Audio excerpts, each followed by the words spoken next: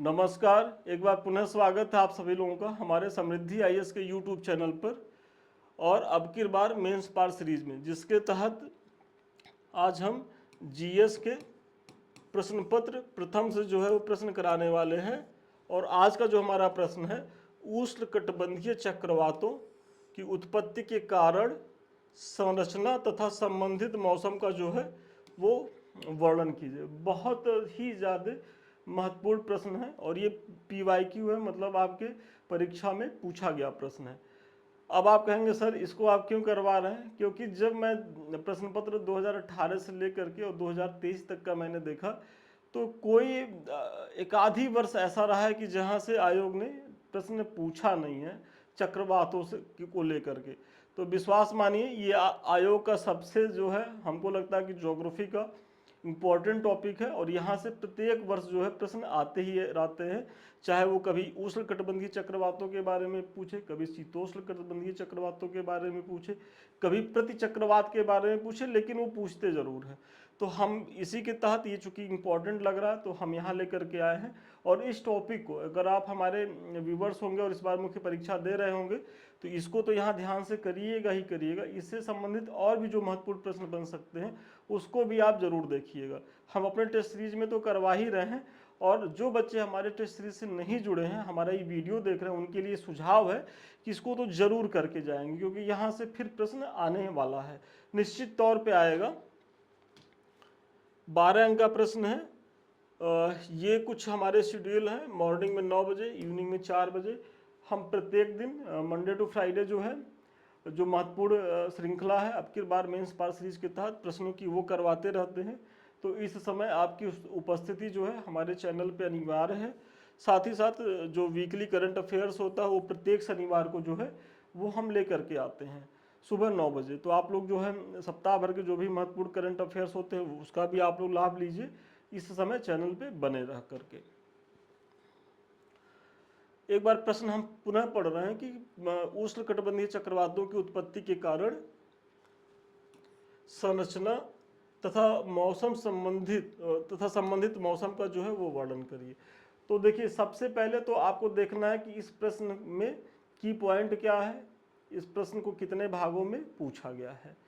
आपको जब भी ये प्रश्न पत्र मिलेगा, जब आप मुख्य परीक्षा में बैठिएगा, या जो बच्चे टेस्ट सीरीज दे रहे हैं या जिनको आगे देना है, तो उन सभी लोगों का यही काम होना चाहिए कि प्रश्न को बहुत ध्यान से पढ़ें। देखिए, यहाँ 30 सेकेंड 1 मिनट तक भी आपका लग जा रहा है, लग जाने दीजिए, क्योंकि जब तक आप प्रश्न की डिमांड को नहीं डिकोड कर पा रहे हैं कि भाई आयोग जो है वो प्रश्न दिया है तो पूछ क्या रहा है, तब तक आप अगर जल्दबाजी में बहुत सतही तरीके से पढ़ करके आंसर राइटिंग करने लग जाएंगे, तो बहुत चांस है कि आपका उत्तर जो है वो प्रश्न के अनुरूप नहीं लिखा जाएगा। और प्रश्न के अनुरूप यदि आपका उत्तर नहीं लिखा गया है तो विश्वास मानिए आपको 0 अंक मिलेगा। उस भरोसे पे मत जाइएगा कि हम तो पेपर भर के आएंगे और हमको बहुत अच्छा नंबर मिलेगा, कुछ नहीं मिलेगा। और यही कारण है कि बहुत से बच्चे ये कहते हैं कि सर हम तो इस बार पूरा प्रश्न पत्र किए हैं और पूरी कॉपी भर के आए हैं। वो ये नहीं समझ पाते हैं कि ये यूपीएससी या स्टेट पीसीएस का मुख्य परीक्षा है। यहाँ जब तक आप काम की चीज़ें नहीं लिख के आएंगे, भाई ऐसा तो है नहीं कि एग्जामिनर आपकी कॉपी को पढ़ता नहीं, एकदम वो ऐसे ही आंख मूंद के नंबर दे देता है जैसे आप ग्रेजुएशन में पाते रहे हैं, तो वो यहाँ नहीं चलेगा। यहाँ आप कम लिखिए लेकिन सारगर्भित लिखिए, टू द पॉइंट लिखिए, जो प्रश्न के की डिमांड है उसके अनुसार बने रहते हुए लिखिए, तब जा कर के आप जो है मुख्य परीक्षा को पास करेंगे। तो देखिए, इसमें क्या की पॉइंट क्या है, उष्णकटिबंधीय चक्रवात, तो ये तो आपका की पॉइंट हो गया। और पूछ रहा है कि इसके उत्पत्ति के कारण क्या है, मतलब जो पहला है, फिर इसकी संरचना क्या है आपको ये भी बताना है, और संबंधित मौसम के बारे में भी बताना है कि जब उष्णकटिबंधीय चक्रवात की स्थिति होती है तो उस समय संबंधित मौसम कैसा होता है, तो ये आपको बताना है। तो इस प्रश्न में देखा जाए तो 3 डायमेंशंस हैं, 2 मुख्य और एक थोड़ा सा गौड़ है, लेकिन बताना उसके बारे में भी, ऐसा नहीं कि आप उसको छोड़ के आए। तो हर बार की तरह एक छोटी सी आप भूमिका लिखिए कि उष्णकटिबंधीय चक्रवात क्या होते हैं, इनको बताइए। तो देखिए, उष्णकटिबंधीय क्षेत्रों के महासागरों में उत्पन्न तथा विकसित होने वाले चक्रवातों को उष्णकटिबंधीय चक्रवात कहते हैं। मतलब अब आपको ये तो पता होगा कि उष्णकटिबंधीय जो क्षेत्र होते हैं वो कौन से क्षेत्र होते हैं, और अगर नहीं पता होगा तो देखिए अभी हम बताने वाले हैं। यह 5 डिग्री से 30 डिग्री उत्तर तथा 5 डिग्री से 30 डिग्री दक्षिण अक्षांशों के जो है बीच जो है ये उत्पन्न होते हैं, और इसका फिगर हम आपको यहाँ दिखा रहे हैं, ये देखिए। मतलब ये जो क्षेत्र है ये उष्णकटिबंधीय चक्रवात का जो क्षेत्र है, ये देखिए ये विषुवत रेखा है, मतलब 0 डिग्री अक्षांश, और इसके जो ऊपर है ये 30 डिग्री है, और ये नॉर्थ में, और ये जो है 30 डिग्री जो है ये साउथ में है, और इसी के जो है बीच में जो है वो उष्णकटिबंधीय चक्रवात आते हैं। और इसमें भी ये है कि ये जो 5 डिग्री है, ये जो क्षेत्र है 5 डिग्री नॉर्थ और 5 डिग्री साउथ, यहाँ चक्रवात नहीं आते हैं। तो चलिए वो नहीं आते हैं, क्यों नहीं आते हैं वो तो हम बाद में बताएंगे, लेकिन आप इतना जानिए कि यही जो क्षेत्र है ये उष्णकटिबंधीय चक्रवातों का क्षेत्र है। और आप देखेंगे कि इतने ही जो एरिया हैं वैश्विक स्तर पे यही जो है इस प्रकार के चक्रवात आते भी रहते हैं।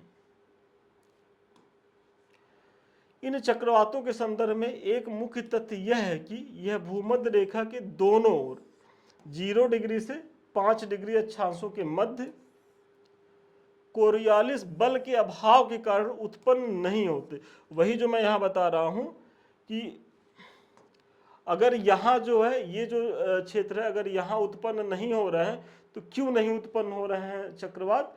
क्योंकि यहाँ जो है वो कोरियालिस बल का जो प्रभाव होता है वो नगण्य होता है, शून्य होता है, इसलिए यहाँ जो है चक्रवात नहीं आते। और ये आपके प्रीलिम्स का एक बहुत महत्वपूर्ण फैक्ट भी है, इसको आप जानते रहिए, क्योंकि एक स्टेटमेंट दे दिया और आपको पूछ लेगा तो आपको कंफ्यूज नहीं होना है। मतलब 5 डिग्री नॉर्थ और 5 डिग्री साउथ के बीच में कोई उष्णकटिबंधीय चक्रवात नहीं आता। क्यों नहीं आता? क्योंकि वहाँ कोरियोलिस बल जो नहीं होता। अब देखिए कोरियोलिस बल जो है, अब उसके बारे में बताएंगे तो ये प्रश्न लंबा हो जाएगा, और वो वैसे भी क्लासरूम का पार्ट होता है, और हम टेस्ट सीरीज में ये उम्मीद करके आते हैं कि ये सारी चीज़ों की आपकी जानकारी होगी, तो हम उधर तो नहीं लेके जाएंगे। ये अत्यधिक विनाशकारी होते हैं। मतलब कौन? उष्णकटिबंधीय चक्रवात, जिनका प्रभाव स्थलीय क्षेत्रों की ओर होता है। देखिए उत्पन्न तो ये सागर में होते हैं, लेकिन इनका जो प्रभाव होता है वो स्थलीय क्षेत्र की ओर होता है। वो क्यों होता है वो भी हम आगे बताएंगे। जिससे तटीय क्षेत्रों में उग्र हवाएं, बहुत भारी वर्षा और तूफानों के कारण बड़े पैमाने पर विनाश होता है। आप देख रहे होंगे कि जो हमारा जो कोस्टल एरिया है, चूंकि ये सागर में उत्पन्न तो होते हैं, लेकिन इनका चूंकि ये जो हवाएं होती हैं वो बहुत तेजी से, मतलब इनकी जो गति होती है वो 100 किलोमीटर तो बहुत सामान्य गति होती है, कभी कभी 150-200 किलोमीटर की रफ्तार से ही चलती हैं। और ऐसी स्थिति में जो तटीय जो क्षेत्र है वहाँ व्यापक स्तर पर जनधन की जो है वो हानि करती हैं। तो वही आप इसमें बता रहे हैं, और ये आपको तो मैंने एक्सप्लेन ही किया कि मतलब जो क्षेत्र है वो यही है, इसी क्षेत्र में, और इसमें भी जो ये जो क्षेत्र है यहाँ नहीं आते हैं। फिर उष्णकटिबंधीय चक्रवातों की जो है उत्पत्ति के कारण क्या है? भाई अगर उत्पत्ति हो रही है, आपने इसके बारे में बताया, तो अब इसके पीछे का क्या कारण है? तो सबसे पहला कारण है कि समुद्र के सतह का तापमान 27 डिग्री सेल्सियस से अधिक होना। मतलब अगर समुद्र के जो सतह का जो तापमान है यदि 27 डिग्री सेल्सियस से अधिक हो रहा है तो एक बड़ा कारण बनेगा उष्णकटिबंधीय चक्रवातों के उत्पन्न होने का। फिर कोरियोलिस बल की उपस्थिति, ये तो बहुत अनिवार्य है कि अगर ये नहीं है तो फिर तो चक्रवातों को उस तरीके की गति ही नहीं मिलेगी, तो इसकी भी उपस्थिति होनी चाहिए। और फिर निम्न दाब क्षेत्र की उत्पत्ति तथा अत्यधिक जो है वो वाष्पीकरण। मतलब भाई जब गर्म होगा तो जब गर्मी, जैसे कोई भी जगह अगर गर्म होगा तो वहाँ क्या बनेगा? वहाँ निम्न वायुदाब का क्षेत्र बनेगा, क्योंकि भाई गर्म होगा तो चीज़ें यहाँ से वाष्पीकृत होंगी तो वो ऊपर की तरफ उठेंगी, और ऊपर की तरफ अगर ये उठ रही हैं तो फिर ये चीज़ें ठंडी हो रही तो यहाँ फिर जो है वो गर्म मतलब चीज़ें फिर यहाँ भर के आएंगी, और फिर ये गर्म होगा फिर उठेगा। तो इस तरीके से चीज़ें मतलब एक समन्वयी प्रक्रिया शुरू हो जाती है, बादल बनते हैं, वो तो अलग मैटर हो गया। तो इतना जानिए कि निम्न दाब क्षेत्र की उत्पत्ति होती है और अत्यधिक वाष्पीकरण हो रहा है।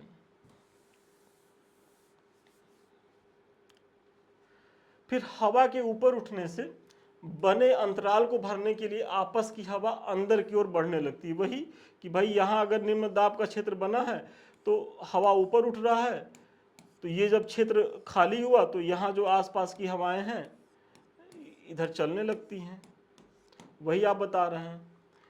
और कोरियोलिस बल के कारण यह उत्तरी गोलार्ध में जो है एंटी क्लॉकवाइज विक्षेपित हो जाती हैं। मतलब अगर ये विषुवत वृत्त माना जाए पूरा, मतलब ये पृथ्वी माना जाए, तो ये जो रेखा है ये विषुवत वृत्त है, मतलब 0 डिग्री है। और इसके ऊपर की चीज़ों को उत्तरी गोलार्ध कहा जाता है, और ये जो नीचे वाला क्षेत्र है इसको दक्षिणी गोलार्ध कहा जाता है।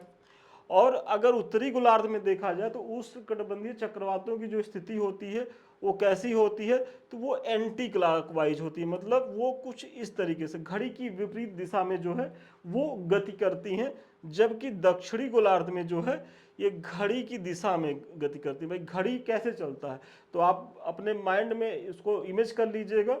उत्तरी गोलार्ध में एंटी क्लॉकवाइज और दक्षिणी गोलार्ध में जो है क्लॉकवाइज चलती है। और इसके पीछे का भी कारण वही जो है कोरियोलिस जो है वो फोर्स है। तो आप बता दिए इसको फिर कि उत्तरी गोलार्ध और दक्षिणी गोलार्ध में जो है वो चक्रवात, वो उष्णकटिबंधीय चक्रवातों की जो है स्थिति क्या होती है।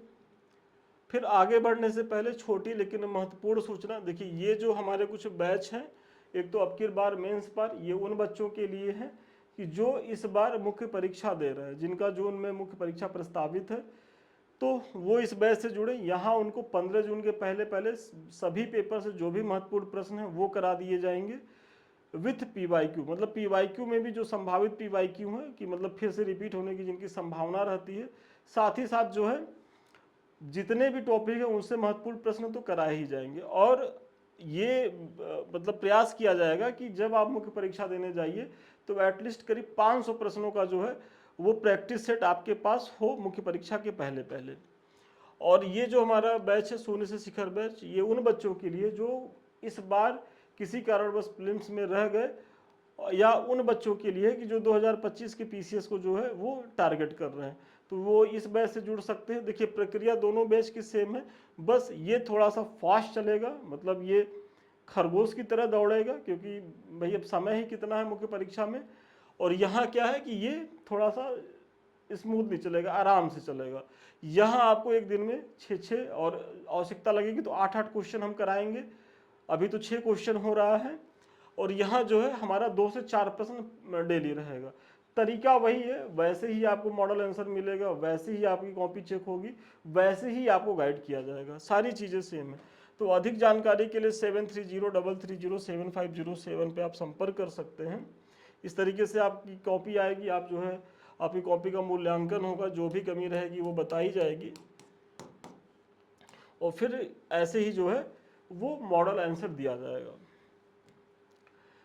फिर उष्णकटिबंधीय चक्रवातों की यदि संरचना की बात की जाए, देखिए क्योंकि आपके प्रश्न के उसमें संरचना के बारे में भी पूछा गया था कि उसकी संरचना कैसी है, तो संरचना के बारे में थोड़ा सा बताइए कि जो उष्णकटिबंधीय जो चक्रवात होते हैं,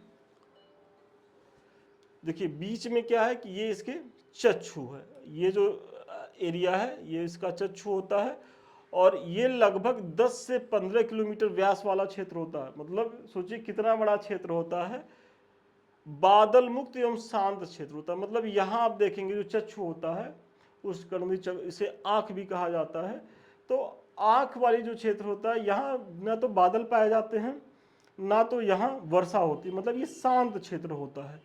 फिर ये जो क्षेत्र है इसका, यहाँ अत्यधिक वायु दाब पाया जाता है, और ये जो क्षेत्र है इसका, ये इसे चक्षु की दीवार कहते हैं, और यहाँ वायु की अधिक तीव्रता से आरोहण होता है और अत्यधिक मात्रा में जो है यहाँ वर्षा होती है। मतलब जो प्रभाव होता है वो चक्षु की दीवार पे सबसे ज़्यादा होता है, और वही आप इस चित्र के माध्यम से बता रहे हैं। और देखिए आपको भी संरचना में बहुत ज़्यादा लिखने की ज़रूरत नहीं है, अगर आप इस तरीके से फिगर ही बना करके इतनी ही चीज़ें लिख देते हैं तो वो आपके लिए न केवल आपका समय बचाएगा बल्कि परीक्षक के भी मन में, मतलब उसे भी पढ़ने में बहुत सहूलियत होगी। तो ये स्मार्ट काम करना है, क्योंकि अगर इस तरीके का स्मार्ट काम नहीं करेंगे, पाई चार्ट, डायग्राम, फिगर को आप प्लॉट नहीं करेंगे अपने आंसर में, तो आप जो है लिख करके ये सोचे कि हम 20 क्वेश्चन जो है वो पूरा कर लेंगे, तो नहीं कर पाएंगे, आपका प्रश्न छूट जाएगा।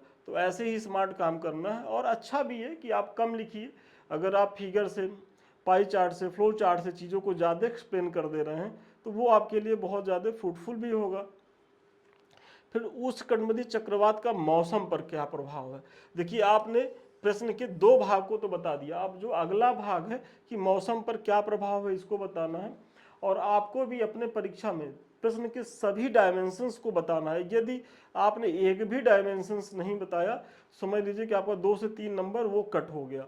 और जनरली बच्चे स्पीड में लिखने के चक्कर में करते क्या है कि जो उसका पहला पार्ट होता है उसको, तो अगर 2 पेज में उत्तर को लिख रहे हैं तो 1.5 पेज में तो उसी को बताना शुरू कर देंगे। फिर आधे पेज में उनको याद आएगा, अरे यार अभी तो 2 चीज़ें और बतानी है, तो आधे में भी एक बड़ा पार्ट जो है वो सेकंड वाले पार्ट को बताएंगे, और थर्ड वाला पार्ट तो बेचारा एक लाइन में आता है। तो इसी वजह से आप जो है नंबर नहीं पाते। आपको बहुत बैलेंस अप्रोच अपनाना है कि तीनों के लिए, अगर आप फर्स्ट पार्ट को एक पेज में बता रहे हैं तो जो सेकंड और थर्ड पार्ट है उसको भी कम से कम आधे पेज से ज़्यादा में तो दोनों को बताइए ही, मतलब आधे पेज में इसको बताइए, आधे पेज से ज़्यादा में दूसरे पार्ट को बताइए, तब जाकर के आपका उत्तर जो है वो बैलेंस होगा और तब अंक मिलेगा। तो उष्णकटिबंधीय चक्रवात का जो मौसम पर जो प्रभाव है, तो सबसे पहला प्रभाव, चक्रवातों के आने से पहले वायु जो है वो मंद पड़ने लगती है। मतलब यदि चक्रवात आ रहा है तो सबसे पहले साइन क्या है कि जो वायु की गति है वो एकदम शांत हो जाएगी। मतलब आप लोग भी यदि देखें, आंधी उंधी आने वाली होती है तो थोड़ा सा उमस होता है, वातावरण में अजीब सी बेचैनी होती है और बहुत शांत टाइप में दिखता है। मतलब तूफान आने के पहले की जो खामोशी है वही यहाँ बताया जा रहा है कि वायु मंद पड़ने लगती है, लेकिन तापमान बढ़ने लगता है तथा वायु दाब में कमी आने लगती है। भाई अगर तापमान बढ़ेगा तो वायु दाब कम होगा ही होगा, ये तो डेड श्योर है। फिर आकाश में क्या है कि पच्छाद मेघ जो है वो दिखने लगते हैं। भाई पच्छाद मेघ क्यों दिखेंगे, क्योंकि निम्न वायु दाब का क्षेत्र बन रहा है, हवाएं जो है वाष्पीकृत होकर के ऊपर उठ रही हैं। जब वो ऊपर उठेंगी तो संघनन के माध्यम से बादलों का निर्माण करेंगे। और कैसे बादल, पच्छाद स्तरीय जो एक तरीके से वर्षा कराती हैं। फिर समुद्र में ऊंची ऊंची तरंगे उठने लगती हैं। जो चक्रवात का जो होता है तो उस समय तरंगे भी बहुत होती हैं, और इसीलिए जब समुद्र में जो चक्रवात की जो उत्पत्ति होती है तो जो कोस्टल एरिया है वो किससे प्रभावित होते हैं, इन्हीं तरंगों से प्रभावित होते हैं। और ये तरंगे जो हैं बहुत ज़्यादा जान माल की जो है वो क्षति करती हैं। फिर काले कपासी मेघ छा जाते हैं और मूसलाधार जो है वो वर्षा होने लगती है। मतलब ये सारी चीज़ें जो है ये उष्णकटिबंधीय चक्रवात के समय होती है। फिर एक समय के बाद क्या होता है कि वर्षा जो है समाप्त होने के बाद वायु दाब में वृद्धि के साथ वेग जो है वो कम हो जाता है। भाई जब वायु दाब का वेग जो है, जब सारी वायु दाब में जब वृद्धि हो जाएगी, जब वो बढ़ने लगेगा तो फिर जो है हवाओं की जो है वो गति धीमी हो जाएगी और चीज़ें थोड़ा सा सामान्य होनी शुरू हो जाएंगी, और फिर जो है मौसम साफ हो जाता है। मतलब ये एक टाइम पीरियड के बाद ये स्थिति आ जाती है, मतलब फिर सब कुछ सामान्य हो जाता है। इस प्रकार उपयुक्त विवरण से स्पष्ट है कि चक्रवात एक प्राकृतिक घटना है जिससे अत्यधिक जानमाल की हानि होती है, किंतु सटीक मौसम पूर्वानुमान एवं प्रबंधन के द्वारा जोखिम को जो है वो कम किया जा सकता है। तो ये ज्योग्राफी का बहुत महत्वपूर्ण प्रश्न था, और इस मॉडल आंसर के माध्यम से देखिए मैंने चित्रों का भी प्रयोग किया है, और मुझे बहुत विश्वास है कि इसको लेकर के जो उष्णकटिबंधीय चक्रवात है उनकी उत्पत्ति कहाँ होती है, उनकी संरचना कैसे होती है, फिर कौन सा क्षेत्र है जहाँ मतलब कोरियालिस बल के प्रभाव के कारण जो है वो उष्णकटिबंधीय चक्रवात से प्रभावित नहीं होता है। तो ये सारी चीज़ों को मैंने बताया है, और उष्णकटिबंधीय चक्रवात के समय मौसम की जो दशाएं कैसी होती हैं, तो ये सारी चीज़ें कंप्लीट हुई हैं। तो मुझे बहुत भरोसा है कि इस प्रश्न के माध्यम से न केवल आपको एक मॉडल आंसर मिला होगा, बल्कि कैसे प्रश्न के सभी डायमेंशंस को बराबर भागों में टच करते हुए चीज़ों को करना है, ये भी आपको हम सिखा पाए होंगे। ये कुछ हमारे लिंक्स हैं। समृद्धि आईएएस का ये टेलीग्राम है, आप लोग इससे ज़रूर जुड़िए। ये यूट्यूब चैनल है हमारे दो, एक तो समृद्धि आईएएस का यूट्यूब जिससे हम आप अभी रूबरू हो रहे हैं, और दूसरा हमारा संदीप मिश्रा ऑफिशियल है। आप लोग इससे भी जुड़िए, क्योंकि इन दोनों में बहुत से आपके परीक्षा के उपयोगी कंटेंट जो है वो पड़े हुए हैं और निकट भविष्य में आते रहेंगे। समृद्धि आईएएस में तो देख ही रहे होंगे, इसी तरीके से संदीप मिश्रा ऑफिशियल में भी आएंगे, आप लोग केवल उसको वॉच करते रहिए। हमसे बात करने के लिए या हमारे किसी बैच से जुड़ने के लिए 7303307507 पे आप संपर्क कर सकते हैं। तो चलिए आज के लिए इतना ही, पुनः मिलते हैं नए वीडियो में नए क्लास के साथ, तब तक के लिए धन्यवाद, शुभकामनाएं आपको।